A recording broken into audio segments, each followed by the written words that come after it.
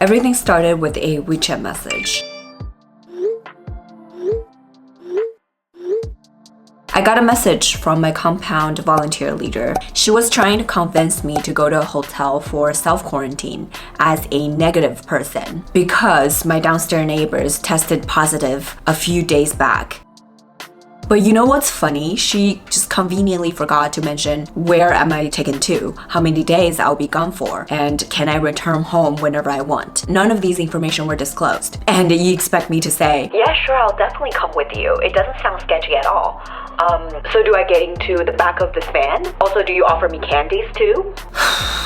Before I move on, you may notice my surrounding looks different. That's because something really big happened. I want to break this big news to you at the end of this video, so please watch until the very end of this video. I mean, I get why people are nervous about neighbors testing positives, because we live in these super old school wooden structured lane houses, tight staircases,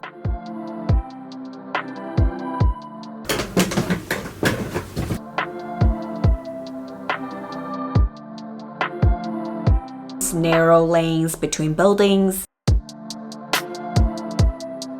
Everything is just very close to one another. By the way, all these footage you're seeing on the screen were shot before the lockdown, which feels like ages ago.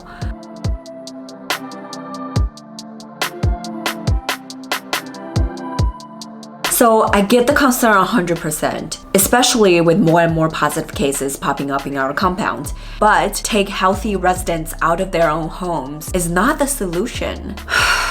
So this person who sent me this Wechat message, I want to show you this group notice this same person posted in our community group chat as a group admin. Here.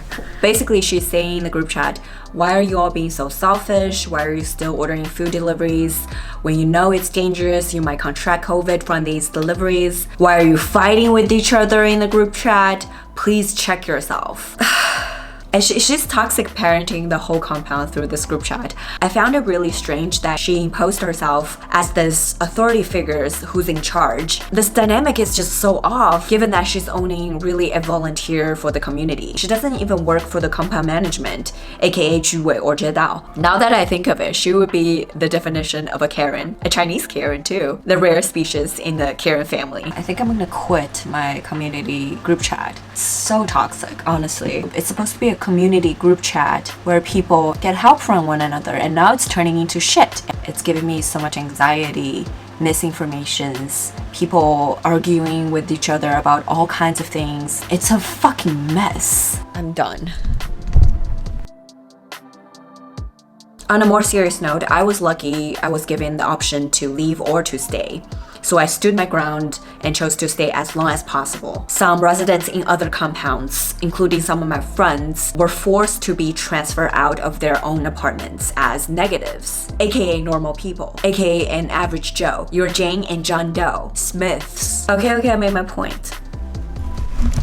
As I'm editing this video, some of the residents are asking in the group chat when are they allowed to be back home from the hotel. These residents were faced the same transferring out situation as I did, except they said yes to the transfer and were taken to a hotel. They're complaining right now, saying it was told it's only 5 to 7 days, and now some of them stayed in the hotel for like 20 something days. This is just to show you how unreliable information were presented to us.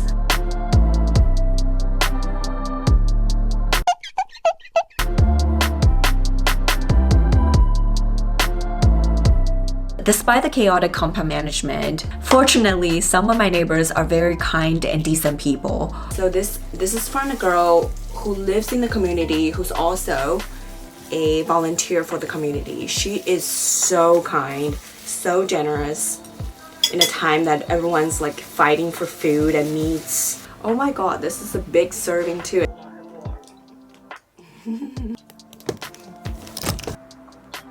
And my next door neighbors, who are also very generous and kind to me. Not only she cooked me food.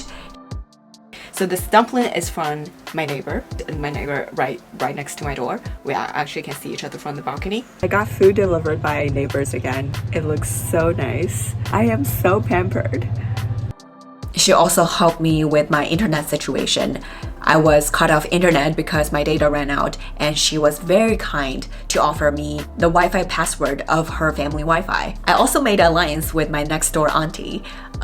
We weren't really on speaking terms because she complained how loud I am as a neighbor, which in my defense, it's a very thin wall between me and her. But we were able to bury the hatches, and here's me giving her veggies.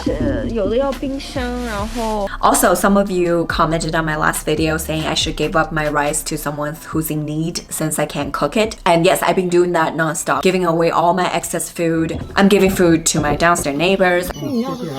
I'm also giving food to the people who live in my community.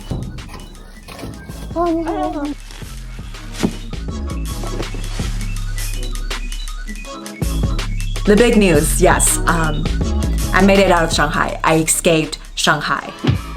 It was a 23 hours of drive over 2,000 kilometers. We had to do 3 car transfers. We were pulled over by police, questioned by the police.